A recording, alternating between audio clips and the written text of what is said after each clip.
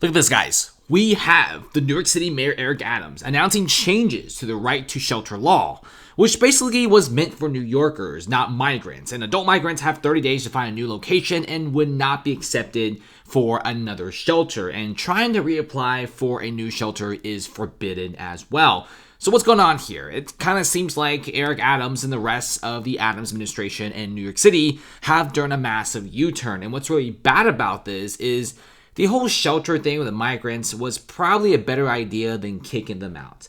In fact, now a lot of people are coming out and saying that migrants after 30 days, I guess next month in April, New York streets will be filled with migrants. And I think they're going to be kicking out at least 15,000 to 20,000 people. Many of them are going to be in Manhattan.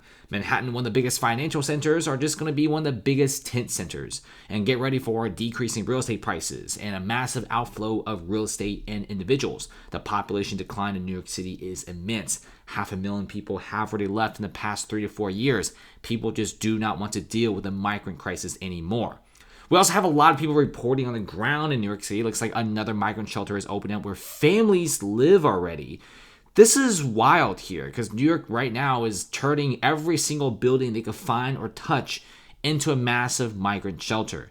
Now, New York is already spending millions of dollars. They're going broke. They're already getting fleeced by no big contracts. $5.7 billion are already basically wasted. And New York City is now on its last knees. They cannot afford this anymore. In fact, many residents from Park Slope to the East Village to Harlem are all protesting against what New York is doing.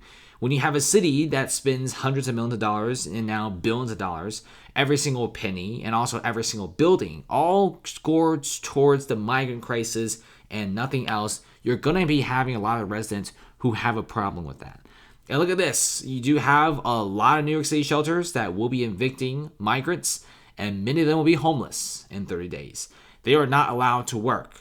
Families may reapply to stay in shelters, but like I said, the homeless numbers on New York City streets will absolutely go up.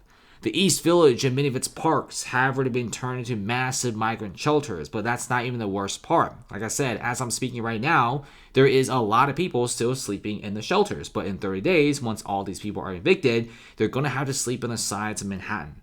They're going to prop up tents. Parks and gardens, which make many neighborhoods very nice, are going to just be massive migrant hubs.